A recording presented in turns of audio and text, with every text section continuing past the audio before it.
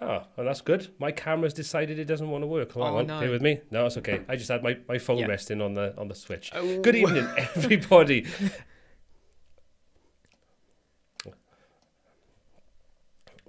Right. Right, let me get rid of that. I got a bit of a weird loop there. Good evening, everybody. Sorry for the technical hitch. As you can imagine, 2 months away from doing live streams, and I'm a complete muppet that doesn't know how to press buttons or do anything properly. But thank you so much for joining myself and Imran tonight. Good evening, Imran.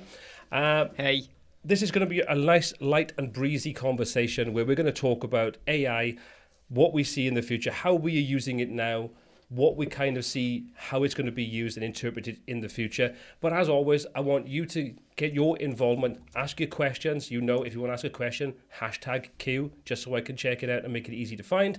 And if you've got any kind of anything else, hashtag Q. That's what we need to do. If you're new around here, just do hashtag new. If you're old, well, you know the routine anyway. Okay, so Imran, for anybody in the audience tonight that may not know you, you know, they've probably been on Mars if they don't, would you like to quickly say who you are, what you do, and why the hell you're on my live stream? Hey, I'm Imran, director of Web Squadron based in the UK. We run a web design agency, but on top of that, we love to support and help people out with videos, tutorials about how to get the best out of Elemental, Bricks, and WordPress. We love having fun. We do a lot of daily live chats, Q&As, and I've been joining Paul on a lot of his live chats, mainly just to kind of give him a bit of a breather so that he can take a bit of a deep breath and help him out, but make it a little bit entertaining as well, and also give you sometimes different opinions and views on different subject matter. And yeah, I do talk a lot. Well, if you didn't talk a lot, it would be a very quiet live stream, so that's all awesome. But no, as always, thank you so much for taking the time out of your evening to jump onto this live stream. I know people appreciate it. We have been called recently the Dream Team several times, which I think is quite nice. But maybe they need to Better rethink than the what they're nightmare, dreaming. isn't it? Yeah, Better than the well, nightmare, that's it. they might need to rethink what they're dreaming about. Anyway, Yeah. so let's just say a couple of welcomes to those that joined in this evening. So I'm going to quickly run through a couple of welcomes, but as always, if you enjoy what we do around here on the live stream, give it a thumbs up because it does help the algorithm let us know that it actually enjoys what we do. So please do give it a thumbs up if you enjoy it. So who do we have in tonight? I can see a couple of regular faces that both myself and Imran definitely know. We've got we WP Get Brands. Good to see you in tonight as well. Lucas, we've got Tees, we've got Max. Good evening to you. Goran, Pixter, always good to see you. Martin, Carapos is good to see you in as well. Jamie Sheehan, good to see you. Charlie B, always a pleasure. Afsar, good to see you as well. William, Pez Reloaded. We've got Pear. We've got, who else do we have? I want to go. Sean Duffy, good evening to you. Valerio, and we've got Edward, Diana, Pez. I said you already, didn't I? George, good to see you in as well. Anyway, so thank you very much for joining us tonight. So let's just start off with what I want to talk about. Oh, and we've got Mr. Dave Foyer as well. I know. That's accidental. He must have just slipped on his keyboard. I think he just wants to come and tell us how nice his new camera is. I think that's all it is. Like, oh, did I mention I've got a new camera? Anyway. Oh, yeah. Good evening, Stavros. Good evening, Andrew. And we've got Asid, good to see you in as well. So tonight we want to kind of talk a little bit about AI or artificial intelligence because I know I've been delving into it over the Christmas period and really experimenting with what I want to kind of do and how we can use it and those kinds of things. And I know, Imran, you've been experimenting with things like Midjourney and ChatGPT and so on. So, I mean, let's start the conversation off really, really simple and light and just basically say, where do you see AI going in the, let's just say the next 12 months? Let's not go further than that. Let's say the next 12 months, where do you see it going in relation to, let's just say, a web designer, content creator, those types of sort of avenues? What are your thoughts? So, bit of a difficult question. I see it going two ways, really. One is I see it be getting more accurate. And as it learns, machine learning is like that, okay? If anyone's looked at machine learning, I did study it about 7 years ago. It will evolve and it will get more accurate. And at the moment, when we use AI, sometimes we have to go through 4 or 5 prompts to get it to accurately kind of give us roughly what we're trying to aim for, maybe an image or even just wording, like a bit of code sometimes. So I see it evolving. But other than the evolution side of it, I see it potentially doing things that maybe we thought were almost impossible. And I'm now going completely on a tangent now, and I'm starting to think about things like, okay, how do I explain this? some people, scientists and people out there, spend years and years and years researching different codes and algorithms to solve a problem. And I feel like we are all going to start to become more skilled at being able to problem solve. So I've started using ChatGPT to start writing bits of code and solutions for me and my clients where I would never have done that before. Mainly because I'm now starting to tinker with a bit of JavaScripting. I can do HTML, I can do CSS to a point, but I'm now suddenly entering this whole like abyss of like exciting stuff, and I don't think I'm explaining it very well, but I just feel like there's going to be a bit of evolution, but there's also going to be this opportunity where anyone who is a non-coder who's using page builders, and we just rely on what Elementor or Bricks or Breakdance or any other tool does, all of a sudden, we're now going to go, how can I get Elementor to do X, Y, Z? And suddenly the AI is going to give us the solution. Or you got an idea in your head, but you're struggling to put pen to paper, and you go to Midjourney and go, can you give me an image that does X, Y, Z? Like, I'm sorry, I'm going on a tangent again. You're cold emailing a business and you want to put together like a hero banner just to try and convince them to work with you. And you go, well, I know they create, jeans or shoes or whatever. And you type in a bit of a prompt and it gives you an image. And you might even, it might help get you in the door with that business. So I see it evolving, but I also suddenly seeing it opening doors for us to start entering areas of work that we probably never would have gone into. I mean, I don't know about you, but I don't like to get too funky with complicated code because my brain blows up. But now I'm feeling a little bit like I'm feeling dangerous. I'm feeling like I want to experiment a bit more. I'm not that afraid. No, I know what you mean. The code side of things, no. I think if you're using WordPress, let's just stick with WordPress because most of the people that are in here tonight would probably be WordPress users. I think if you're a WordPress user, yes, you can get stuck in and you can start coding things. But the reality is, when updates come around, that potentially causes issues. So do you create a plugin or do you use code snippets and things like that? But that can get messy very, very quickly. But I kind of get where you're coming from, because I know that the videos you put out very recently on using code snippets and things to do certain things, you grab that information from ChatGPT. And I think that's the exciting thing, but also the scary thing. I know we were talking very, very briefly off camera about, do we trust a tool like ChatGPT when it comes to security? I think if you're playing around with it, you can have a bit of fun with it. And if you know code well enough to check through it to make sure that there's nothing sort of like dodgy in there. And, short code snippets, I think, which are probably like 2 or 3 lines in a lot of cases, especially when it comes to things like, WooCommerce and so on. They're very, very small generally. Then I think that's okay. But when it starts to get more complex, I think there needs to be a sort of level of care if you're doing it for paid clients, or sites that you don't want to get compromised in any particular way. So I think this, we're in that sort of very early phases of where tools like ChatGPT are actually useful now. If you look at things like, you mentioned Midjourney, but if you look at Midjourney, even just 6 months ago, or DALL-E or Stable Diffusion, those kinds of tools, the leaps and bounds they've made in the last 6 months are absolutely insane. I'll pull up a little sort of screen by here. This is my sort of, my profile on Midjourney. And I'm going to scroll right the way down to the bottom. And these are like 6 months old images. As you can see, I was in a dark place then. But let's just go for the ones like right here. This is where you can see my prompt is like cute, dashing, hyper-realistic, photorealistic, blah, blah, blah. And the poor little thing does not look very well. Okay, so that was done 5 months ago. And let's scroll up now, and this is with less of a prompt. And look at the difference. That is absolutely insane. And I think this is indicative of where we are with AI and how quickly it can evolve into something that becomes incredibly powerful.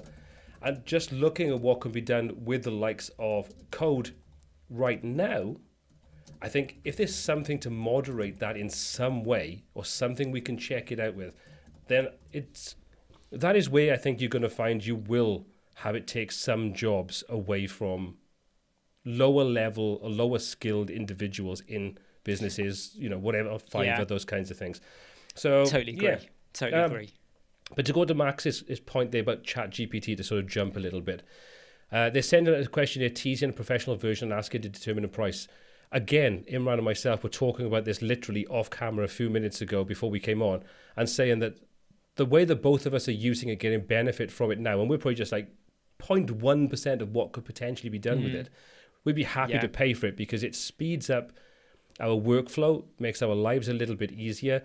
And if you don't take it word for word, and I'll come on to a little later some of the things that I've been using it for, if you don't take it word for word, it can spark inspiration or lead you in a direction that you never would have gone in because it's not the way that your brain is wired. And I think those things make it incredibly exciting and incredibly powerful and useful. So yeah, I'm excited to see where it goes. I mean, I was Judgment Day? I was going to just tag on to what you were saying there. So, like, if you're creating a presentation and you just want to get like an outline of it, and it could be for a presentation, it could be content for a website, it could be content for an essay, a letter you're writing to someone. ChatGPT is crazy powerful. Now, like all content AI, you're not going to take it word for word. I mean, someone did say to me earlier today, oh, but you're going to get pulled up by Google. I was like, yeah, but I'm not saying copy and paste. You take the words, you paraphrase, you add your spin on it, you're inspired, and then you expand. Because at the end of the day, they are just words, okay? But like, I mean, an example website that I built yesterday for a tutorial I'm doing, all of the wording from that came from just 3 minutes on ChatGPT.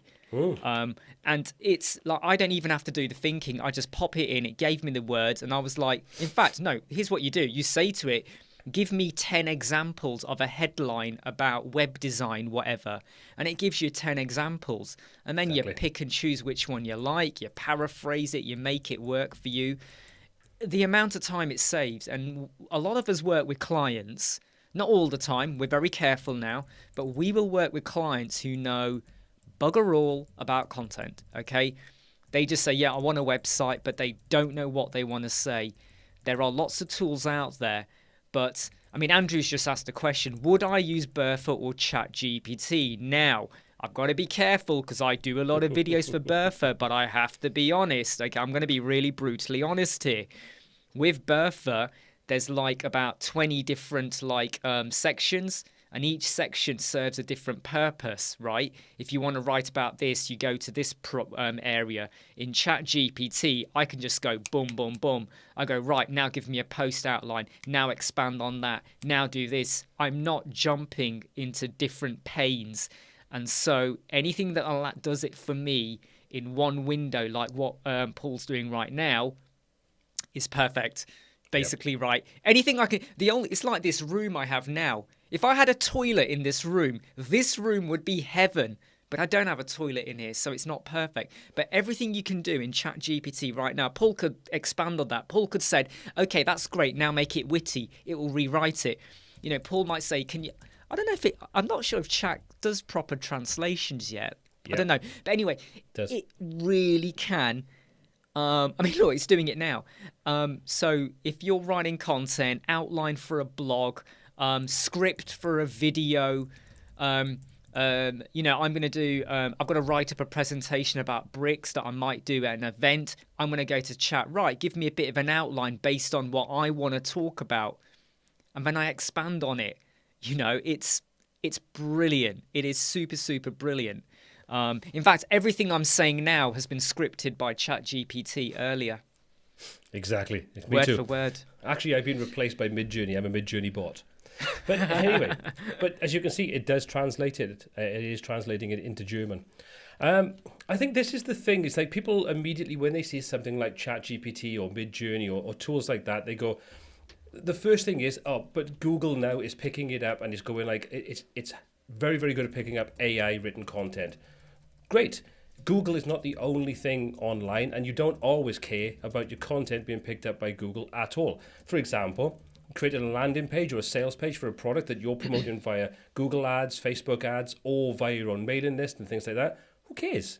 Do you care if Google's picking up that content? No, exactly. I don't care in the slightest. You want to send an email list out or an email sequence. This makes the whole process easy. You say a tone of voice, you say what you want. Do you use it exactly as it is? Probably not. But as I said before we sort of started talking about here now, if this gives you the inspiration to be able to take the output that comes from that and then write something that's effective, that's going to be much better. Because I mean, I don't know about you, but when it comes to sitting down and writing out like an email sequence, like a 5-step email sequence to be dripped out over several days, that's kind of hard. You know, Yeah. what angle do I approach it from? How do I sort of phrase things? What information do I give out? And using something like this just gives me a sort of like, there's a direction to go in. Do I like the look of that direction? No, I'll ask you to write it a different way or rephrase it. And the other thing that I really like about a tool like this is I've written a lot of things in like proposals or email sequences, like I say, or, you know, sort of online landing page content. And I want to mix it up, make it sound a little bit better, make it sound a certain way. Well, I can copy that in here and I can just say to rewrite it in a certain tone of voice and include this information. And boom, I've now got what I said, but as if I'd given that information to someone else, like a copywriter, and said, give it me back in this kind of voice. And it's literally taken me 30 seconds. So yeah, well, it's like Max has just said there, but you know, and again, a lot of people have said this, that, you know, Google will notice it, but at the end of the day, they are words from a dictionary. So all you're doing is redoing it. And I just want to mention that to show someone on a video call just how good this could be for them. I said, let's just create a paragraph, a rough outline of a story, and say to chat, give me 1 page and rewrite this. And it did. But it didn't really do the speech or dialogue. And I then said to them, right, here you go. You've got an idea. It's written it. Now you go and reword it and add in your dialogue. This is going to speed up your process in writing a story. And at the end of the day, it is just words. So how much can Google penalize you? As long as you do, of course, chop and change it, which is what you should be doing anyway with any type of AI at the end of the day. You know, and if you are using Midjourney, please do go and watch the videos we've been putting out there about the remix facility, because you could get inspiration, and then your client might go, yeah, we like that. And if the client gives you a photo of themselves, you can get Midjourney to remix and blend it together and make a totally unique image. So the way I see AI is it adds the AI into efficiency. Efficiency doesn't even have an A in it, so that's not going to really work. Oh, no, it has. Hold on. We'll call it efficiency. Yeah. I mean, so all it does is just make things so much more quicker for us. Don't forget to hit like, everyone. I know you guys are watching. You got to hit like. Give that a thumbs up. You know it works. Yeah, so I think this is the thing is, you know, you need to look beyond just using it to create written content to stick on a website. Because no matter what you do, you know, ChatGPT, I mean, the people that jumped on Jasper AI before that's renamed to whatever it currently is now, you know, it's like AI is something that has been evolving for the last 12 to 18 months in this space. I mean, it's been evolving a lot longer than that, but, you know, in this regards to this kind of thing. And I think if you look where it is now and what it's giving us now, imagine what it's going to be like in another 12 months. I mean, I use this much the same as you were just saying. I'm looking at creating a couple of free webinars and some courses and things like that. And that's something I want to focus on heavily this year. But sometimes you just kind of want to get some inspiration. And you can ask this to give you a course outline for something. And it'll give you an outline. Then you can ask you to expand upon those different points. And you can say, let's just say, for example, like a design system. There's atomic design, which has very specific design principles about atoms, molecules, and so on. Well, you can actually ask it to write, you know, what is a design system, but include information from Atomic Design by Brad Frost. Yeah.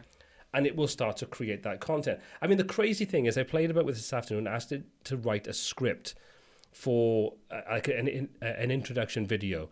And the mad thing was I was expecting just to come back with a script, but it didn't. It came back with an outline. It came back with what shots to use for the text that was being written. So you had a shot list of what you could do for your B-roll and everything. What happened, how the main person turns towards the camera and smiles at this point in the script. And you're thinking, I only want you to write some bloody words, but you've actually gone and given me the entire breakdown of how you envisage this entire section to be videoed, shot, edited, narrated. And you're kind of thinking, I could have done that, and let's be brutally honest about it. Once you fact check the information, and with things like that, it's very easy to fact check it, you could do that and you'd have a course created, including all of the words you want to do, all the short lists, all the B-roll you need to do. How cool is that? It's insane to think that you can do that.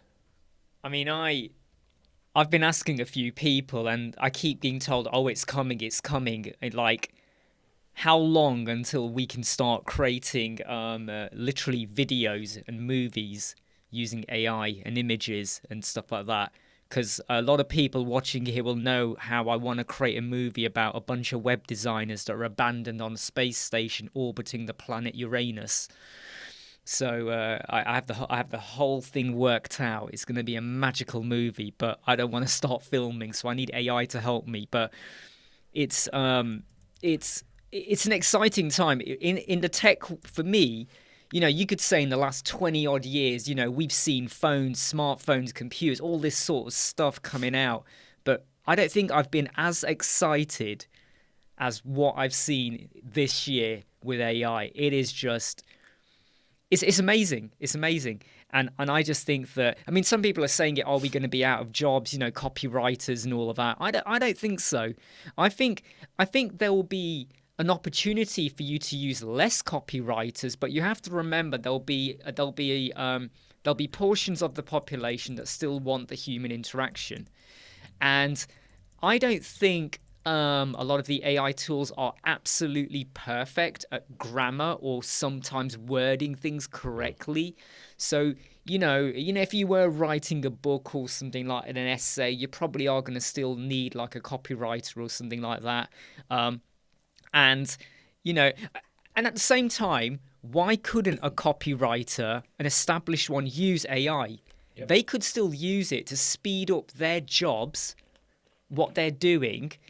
I mean, right now, there's a copywriter maybe who does a job a week because he's got so much to do. Now, by using AI to help rewrite it, and then he goes and fact checks it, maybe he can do 2 jobs a week. So all of a sudden, he's now growing in income. So I see this as I see it as just another tool in your arsenal. You know, it's yeah. So you take that to another step. Let's keep the copywriter analogy going on. There's still, let's just say you're a copywriter, and you've written out something for client A. Well, wouldn't that be cool if you could actually then put that in and using that rewording that I just said now, and take that information and spin it to have different tones of voice, and then tweak it to your own sort of way. And then when you supply that information to your client, instead of giving them one piece of written content, you now give them 3 or 5 pieces of content. Say, what I've done is I've actually gone ahead and I've reworded this in a couple of different ways, so you've got different tones of voice. So you might want to send it out on this way of marketing to this group of people with a fun kind of aspect. And this one, you might want to be a bit more serious. But how cool is it? And again, I think this is one of those things. It's like you can look at it as a threat, or you could look at it as an opportunity. And I think if you look at it as an opportunity, you take that fear factor away, and then you look at, right, okay, how can I use this to make my proposition to paying clients better? You know, at the end of the day, does the paying client care as long as they get great copy? You know, again, sticking with the copywriter. Do you know what? At the end of the day, if you look at ebook cover designers, so I've worked with many of them in the last 12 years or so. Mm-hmm. I know a lot of them were using funky ways to basically do a lot of the imagery that they were putting onto ebook covers, where their clients think they're sat there drawing them. It's nothing like that. They're working with other artists from other platforms like DeviantArt, and they're creating things in a very efficient, methodical way. And that's the way I see it. You know, if I'm asked to edit someone's book or whatever, I could use one of these tools. If I'm creating an image, look, some of my clients say to me, "Can I create a hero banner for them?" And I go, "Yeah, okay," and I charge them for it. I go to Canva, I get the image, I maybe tweak it a little bit, and boom. And the client's like singing and dancing and happy. I'm not cheating them out of anything. I have gone and put the effort in and created them. But I did not go out there and take a photo of someone in an office with perfect lighting and whatever, or background removal. No, I just used a tool to help do it for me. So, yeah, I completely agree with you. I just think they are things that and you don't have to use them. I think that's the really key thing here. And it's a bit like Elemental, Bricks, and all these tools. You don't have to use them. If you want to do it hard-coded websites because you like doing that, fine. Like, has Elemental put you out of a job? Or Bricks or any other solution? Has it put those that do hard coding out? No, they're still out there. They're still doing amazing stuff. But for those that want to use the tool, we've got it. And I think that's just how life is. That's how life will be. Exactly. I think we can say this right now, Seki. They used AI to write the brief for their copywriter, who then took that raw AI-generated content and polished it to make it more professional. Or, it's going to be good, but it's going to be perfect. A copywriter is always going to add a certain flavor to the end result. But if you can give them a starting point, say, look, this is roughly what I want to say, and this is the structure that I want it in. Now I'd love you to go away and take that and run with that content and create something that you think encapsulates what I'm trying to say. I think that's a good way of doing it, and I think that's the thing, is like you need to. I think it's just worth embracing the technology and not being scared to death of it and running away. Do you know what? I'll give you a really rubbish analogy, okay? So we are going back 10 years ago. No, probably a bit. 10 years ago. And I used to use Twitter a lot, 10, 12 years ago, a lot. And people in the office used to say, oh, here comes Imran. He uses Twitter. Oh, aren't you a twit? And I said to all of them, let's just think about reality. There was a point in time when communication was done by just speech. And then eventually people moved on to letters, and then Morse code, and then telephone, and then MSN and Yahoo Messenger. Do you remember those days? And then we moved on to, Facebook and Twitter and blah, blah, blah, blah, blah. I said, things just evolve.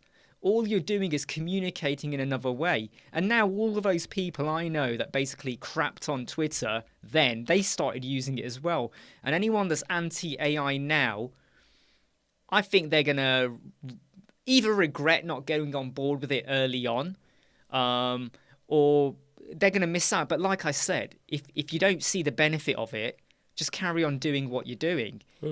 So there's people out there that still use typewriters. It's not even a digital typewriter. They just want to manually do it, and they don't care if they have to keep scrubbing out the mistakes or whatever. They want to do it. That's their tool of preference. So whatever you want to go for it. But at the same time then, don't criticize those people that do decide to use it. So and that's the thing I think we might see. I think there might be elements of toxicity that might appear now and again. Oh, you've used Midjourney. Oh, you only used AI for that. Oh, and I think that will happen. Can't deny that. I still remember when I got the first iPhone back in 1997. I still remember the amount of people that laughed at me and said, "Oh, what's the point in that? What do you need a large screen for?" And it was like, yeah, stick your Nokia up your bum, do what you want with it. But it's like so. And look where Nokia is now. Yeah, it wouldn't surprise me if there are elements of, oh, you're using AI, but it's like, hey, I'm happy. Just get on, deal with it. I think we're at that point in time now where tools like ChatGPT and Midjourney and those kinds of things are the current flavor of the month. Everybody, including us, is talking about them and looking for ways to use them and integrate them into our work and things along those lines. So it's being totally saturated and hammered home, and you get a lot of people with a fear. But I think give it 6 to 12 months and that will settle down, and there will be a natural place for these tools that we will use, and a lot more people will use them and embrace them and look at how they augment their current workflow. I mean, Get Brands comes up with the plagiarism side of things, and we know ChatGPT definitely does script the web. Of course it does. That's where it gets its information from. That there's no two ways about that. But this is why both Imran and myself, and probably most other people, are saying that if you use this, you need to research the facts afterward to fact check. You can run it through plagiarism checkers for no cost whatsoever, so you can check that.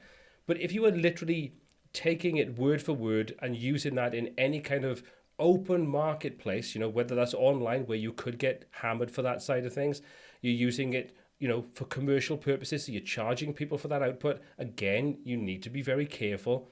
But like I say, those are not the only use cases. If you're sending it out as part of an email sequence, well, it doesn't really matter. You're not promoting that side of things heavily, and you should still be customizing and tweaking it anyway. So I think, you need to be sensible about this. In the same way that, go back a couple of years back, it's like Photoshop, for example. Everywhere, all you ever saw were perfect skin models, and everything was Photoshopped to the nth degree. And what happened? People got fed up of it. They started rebelling against it, and even the media side of things has gone, well, actually, we need to, be more realistic. So it's pulled back. And every new technology, every new thing will become insanely popular, will be overused way beyond what it should ever be done, and then it will settle down and be more sensible, and people will use these tools, and the tools will mature and become more usable and more integrated into what we do. And will there be losses of jobs? Of course there'll be losses of jobs. But also there will be new jobs. People will take opportunities that they couldn't have done before. These are tools and features and services and things that give them those opportunities. So it's everything we do is about how much do we lose versus how much do we gain. And that's human nature. That's advancement. Yeah, and I would also say that anyone that's trying out these tools now, if you can get ahead of the game and starting to think about how does it impact on you and what opportunities can you get out of it, so do you want to maybe delve into some creative side of things with art, or do you want to delve into more content creation? And we talk about Mid and ChatGPT a lot because I think they're the most popular ones at the moment, but they're popular now. Yeah. In 6 months' time, we might be talking about something else. I mean, what if something even bigger and better than either of them comes out? Surely there are other companies out there that are looking at this. Surely people like Google and Apple and other companies, either they're going to buy one of these companies out, or they may be developing their own secret one. And so Google already is. Wow. It'll be, I mean, if Google do it, it'll probably be really bad because whenever they sometimes do something, it always seems to go the wrong way, doesn't it? Yeah. I mean, I wouldn't fear it. And I wouldn't say that, for web design, you definitely are still going to need web designers, the human interaction with clients, talking, problem solving and all of that. All ChatGPT, look, I'll tell you now, a client asked me a question. I went on to ChatGPT and said, are there any plugins out there that do da-da-da-da-da-da-da? And it literally gave me 5 plugins. 2 of them were rubbish, but 3 of them, I was like, oh, I didn't think of that.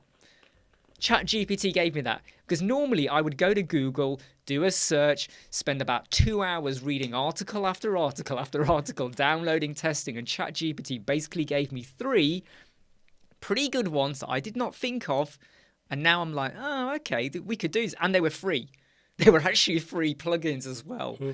So for me, Google is Google, for general stuff.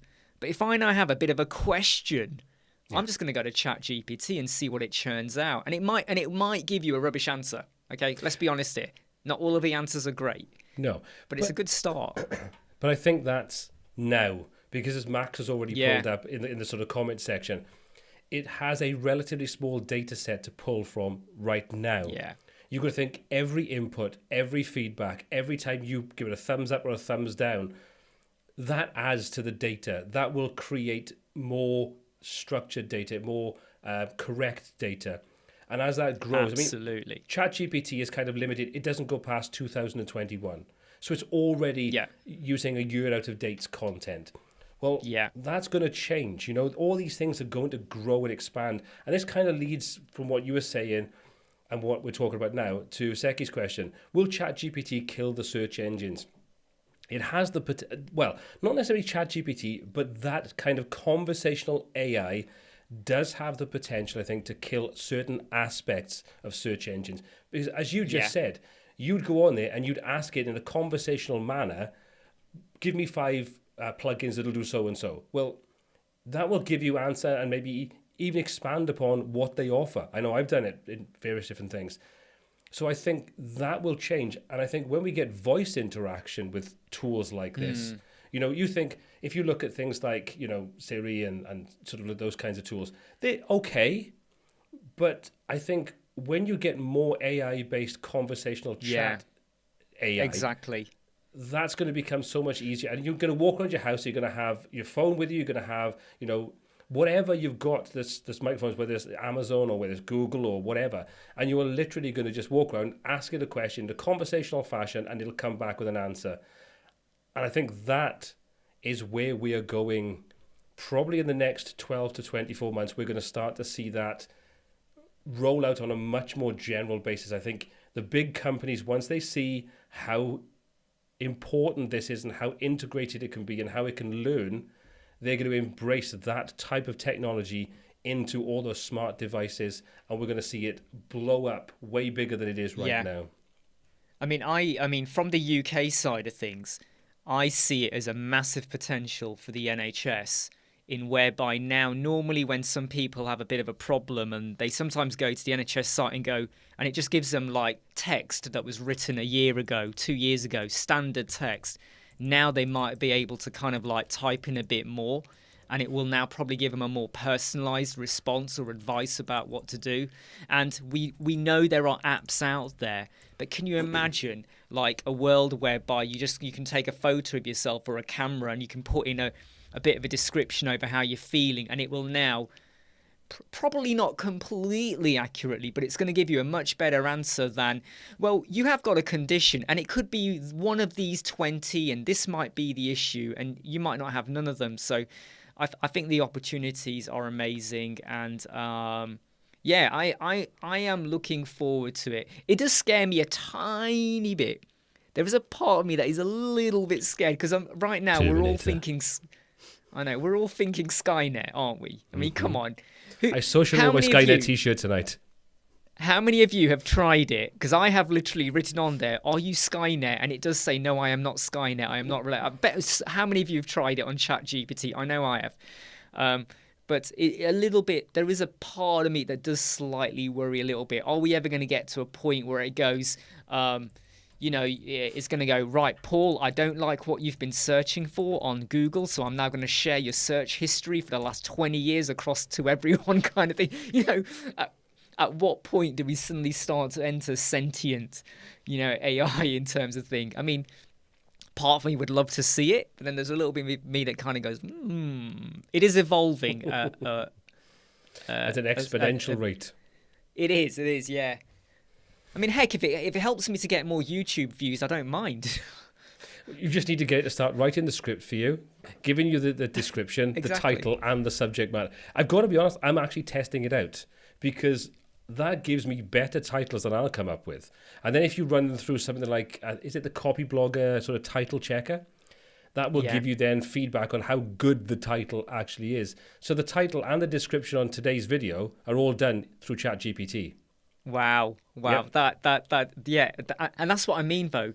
You can do it all in one area. And even though, and again, if anyone from Bertha is watching this, I do like Bertha, but I find that with tools like Jasper, Bertha, and all of them, you have to go into a different pane to get different types of content. But you can do whatever you want. I even asked ChatGPT if it was hungry, and it gave me a weird answer. You can do whatever you want. Exactly. I even asked it if Pepsi Max was healthy, and the answer was a little bit vague. So yeah, we'll let that one go. I just laughed at you for asking the question. But so I mean, if we look at this is today's video. So AI web design, because I wanted that to be, that's a research phrase. Create images like a pro with Midjourney, and then underneath all of this is all generated by ChatGPT. That's just crazy. It's just crazy, isn't it? It's brilliant. So I've tweaked it a tiny bit, but that's it. Everything else is done by ChatGPT. Yeah, and it's like, for me, it just it takes away some of the thinking you needed to do to get the initial splurge, and then you refine it. But what it means is, I mean, you could sit there to spend half an hour writing 3 or 4 paragraphs going, oh, what about this? What about that? This gives it to you. and then you just spend 5 minutes tweaking it to work. And it's just, look, a lot of people say, is cold emailing good? I'm not a big fan of cold emailing businesses. I don't really like that. However, if you were to now type in a few details about that business and what you want to achieve with them, this could churn out a really wonderful email for you. And to be honest, if you're cold emailing, you probably could get away with just copy and pasting, right? And a few little tweaks here and there. But the time saving you're going to have, and look, I have to keep saying this, because like people think that me and Paul are paid by bricks. We're not. But when we talk highly of a product like Bricks or Midjourney or ChatGPT, it's because we are seeing positive improvements in our lifestyles. I'm getting so much more done. Heck, did you know that 80% of all of the social media posts I put out are written by AI? I tweak them. They're not full copy paste. I tweak them. But like tonight, after the chat, I'll sit in front of the TV, probably watch the reruns of Love It or List It from TV, and I'll probably create about 10 posts in the space of 20 minutes. I'll put in a subject matter. It will give me a long churn, tweak it. That's my LinkedIn post done. It even gives me the hashtags. I can even do it naked if I want, and no one will care. I won't do it naked. I'll have a blanket around me because it's quite cold tonight. But it's the speed it does. Just to save everybody. Crazy. I am wearing jeans, by the way. I am wearing jeans. Thank God for that. We definitely don't want to see that ship circling Uranus. That's when you would know I'm not an AI bot. Anyway, we've definitely digressed. So yeah, I think the overarching thing here is to not be afraid of it, to kind of look at how it can benefit you, how you can use it to your advantage, and ultimately to the AI's advantage for world domination to wipe us all out as human beings. But apart from that, it's all positive. So then that's a lot of chatting about sort of like ChatGPT. But I mean, the other kind of tools that we've talked about are things like, Midjourney and those kinds of tools where you can create, your own images and things like that, which I absolutely love. So as you can see, my last one was AI robots taking over the world. Now, to me, it's like, there's nowhere near enough in there. And I don't think I'd be scared of the last one, but the first three scared the shit out of me.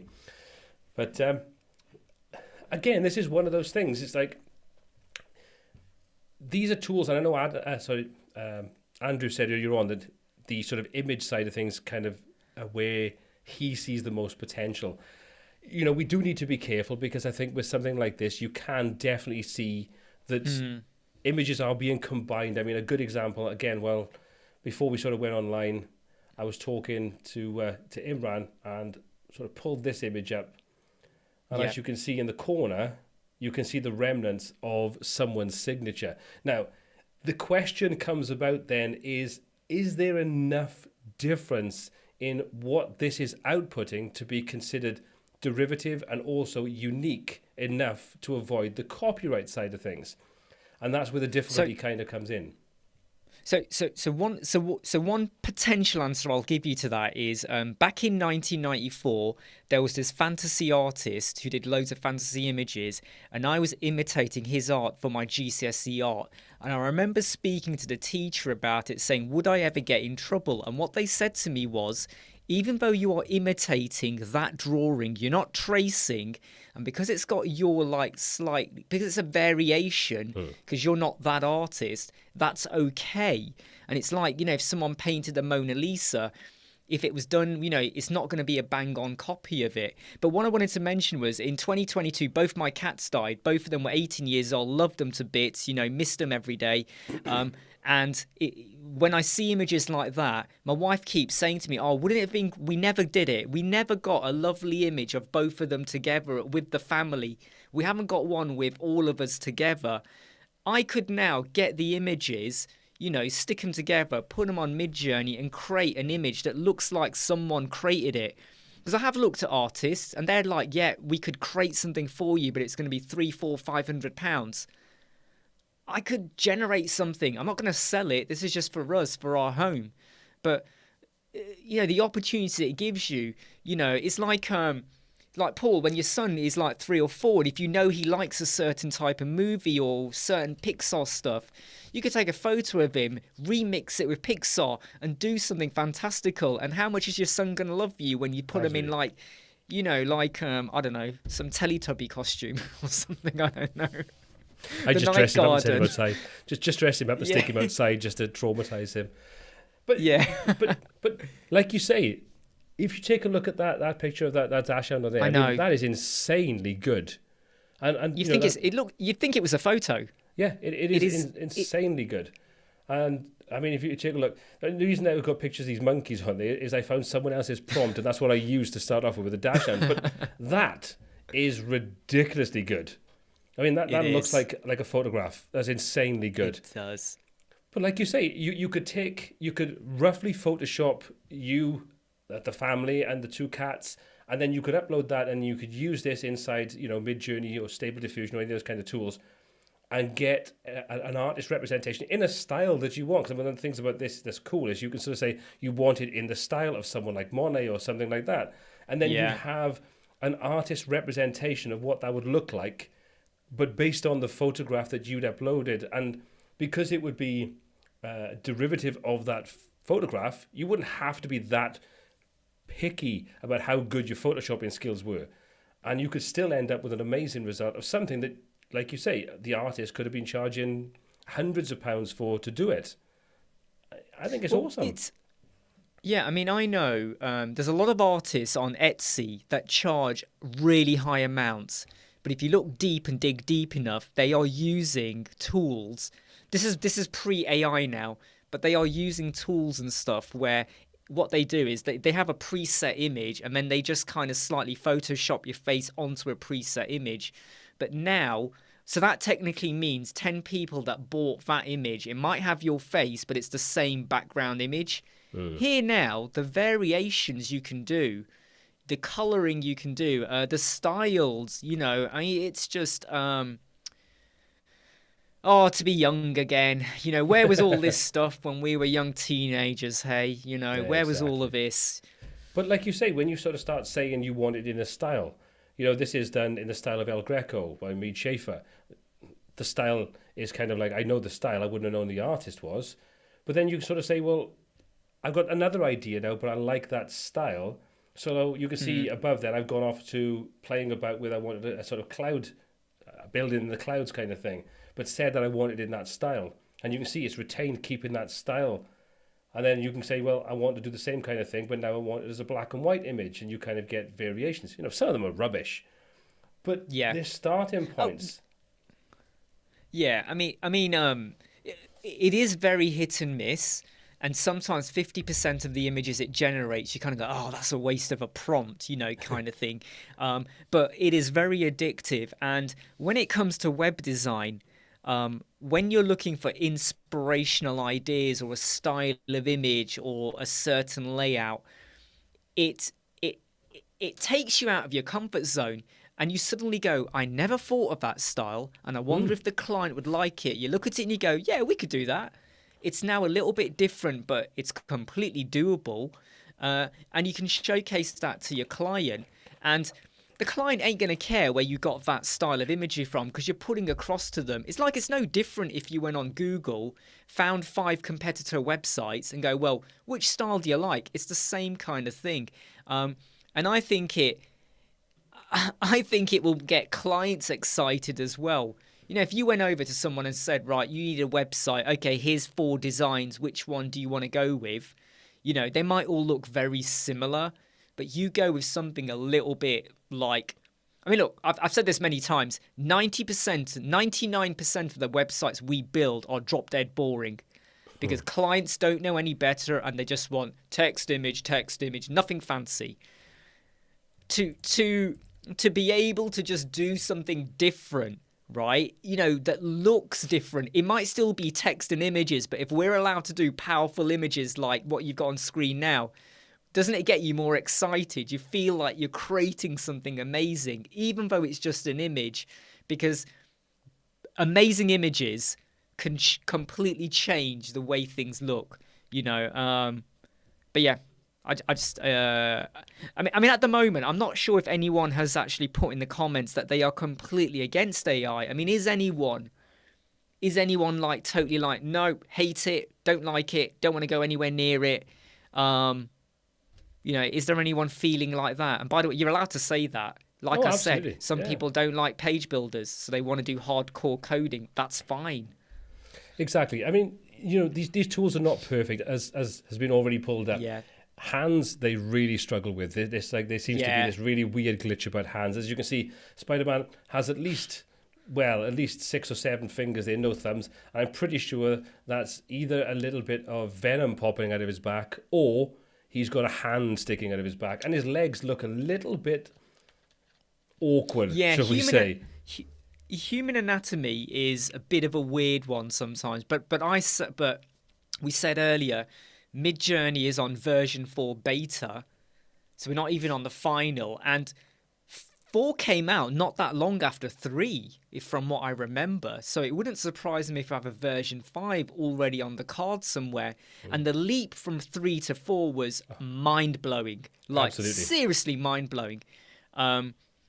I can't wait to see what they do for V5. In fact, a question I do have, ChatGPT, are we on a version yet? I don't know the answer to this. Maybe I need to go to ChatGPT and ask it, what version are you? Yeah, you do. If you look at the bottom, it's ChatGPT is the January 9th version. So I think it's probably daily or sort of like every couple of days it's updated. So I think it's a version number. I think it's a date version, as it were. You mean it's being updated more than Elemental? Let's be honest, yes. I'll tell you what, you could probably type in there, is the Elemental version 3.10 safe to update to, and see what it says. Is 3.10?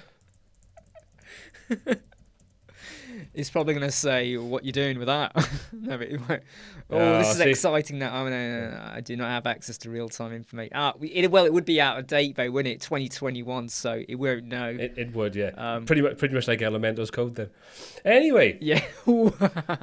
Well, we did get asked earlier on, when's the Elemental bashing going to start? And I think we've made it through 52 minutes and we haven't mentioned it. So I think that's pretty good going. And if I'm honest, you started it. That's even better. I didn't mean it. I have to say, though, I don't have it as a fact, but when I have mentioned to some of the Elemental people, will we have post filter and product filter built into Elemental?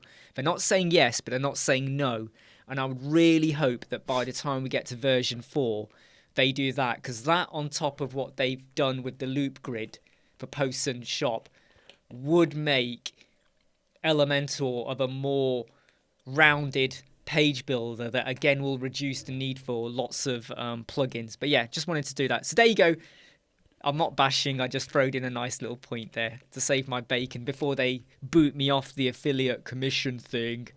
Oh, please don't let's not get started with the affiliate commission. No, we don't go there. Let's not go down that route. But yeah, Carapos, how to remove the elemental bloat. ChatGPT, use bricks. Ooh, I think. No way. Is that?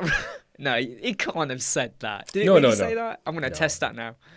Oh, he's just joking. Let's probably just go, what's elemental?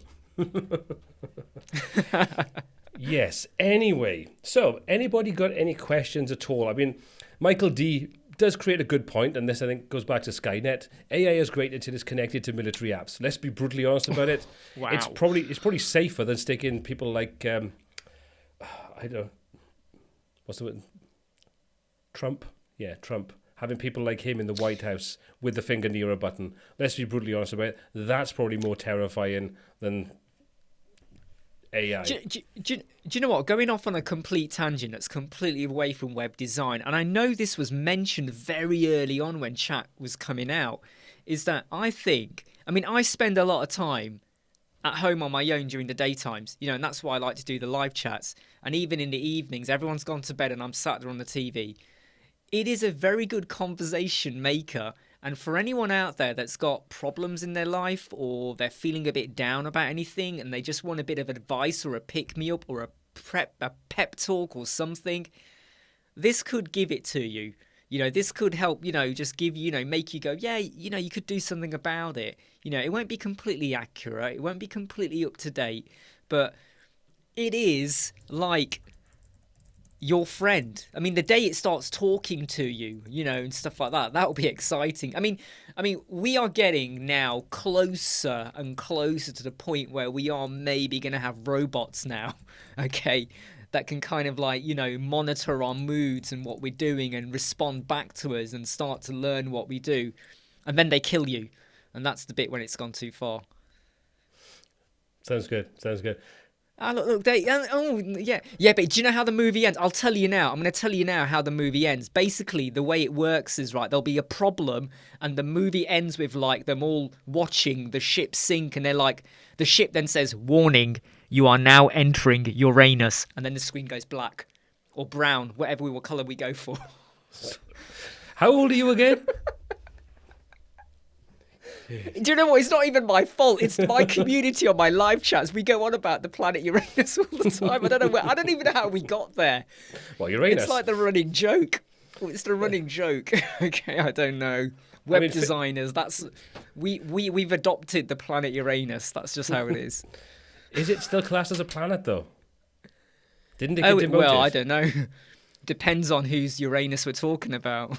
Maybe Uranus was too small. Anyway, let's get back on track. But as we can see, we have now got a 6-part, is it 6 or 5-part? No, 5-part space drama called Interstellar Design. So, if you want to know the conclusion... All I do now is add the dialogue. All I do is add the dialogue. We're done. We've got it. We've got it cracked. Literally. It's a rubbish ending, though. They decide to stay and continue working on Uranus, setting up a permanent office on Interstellar Design on the planet, ready to design more out-of-this-world websites. That is terrible. Really is bad. So, yeah. On that note... So wow. I think we found that ChatGPT is not very good at writing funny novel outlines. And they really didn't get the whole Uranus thing. Anyway, so let's just say that let's draw it a little line under tonight's AI discussion. I know I find this really interesting because, like I say, it's nice to see that we've got different ideas, different takes on it, but also there's a very sort of common thread. And even go through the comment section as we're kind of going through, there's a very similar feeling that this is just the beginning of something that's going to be pretty exciting. So I'm going to wrap it up there and say thank you very much, everybody, for joining us tonight. It's been an absolute pleasure to have you guys join in. Hopefully this will be something I'll be back regular again, because it's been with the Christmas holiday period kind of thing. I've kind of stayed away from doing live streams, but I enjoy them. So hopefully we'll be back again next week if Imran is free. And, of course I am, of course. Well, hey, NASA might come knocking now. AI is going to latch onto this. Yeah, you'll be circling Uranus for one more week. I know. So anyway, just to wrap things up, if you'd like to just let everybody know how they can find out more about you, and before you do, make sure you slap that little thumbs up button to say thank you very much for Imran taking his time to get involved tonight, and also that you enjoyed tonight's live stream and discussing AI and Uranus. So, how can more people find out more about you, and how can they get involved in your live streams and everything else that you're doing? The easiest thing you can do is just go to YouTube, do a search for Web Squadron. You'll find our channel. We tend to do live chats Monday to Friday. They're normally scheduled in, and you'll have all the links in there if you need to connect with us for web design or support for your business marketing needs as well, or to helping you out. To understand the WordPress world. But what you got here, I have to say though, on Paul's chats, I am myself, but I do hold it back a bit. But when we do the live chats, my community will probably tell you, damn, do we talk about some crazy stuff. We talk about 10% WordPress and about 90% about everything else, just to show that we are human. We do have issues. We have good times, we have bad times, and we all have clients we never want to work with again. Oh, so Web Squadron, YouTube, awesome stuff, and maybe that's something we'll talk about in a future thing is how to deal with problematic clients and how to bin them off. Yeah. But anyway, thank you again for joining us tonight. Thank you very much to everybody else for joining in. Hopefully we'll see you again, same time, same place next week. Look after yourself. Have a fantastic rest of your week, and we'll see you soon. Take care. Take care. Bye.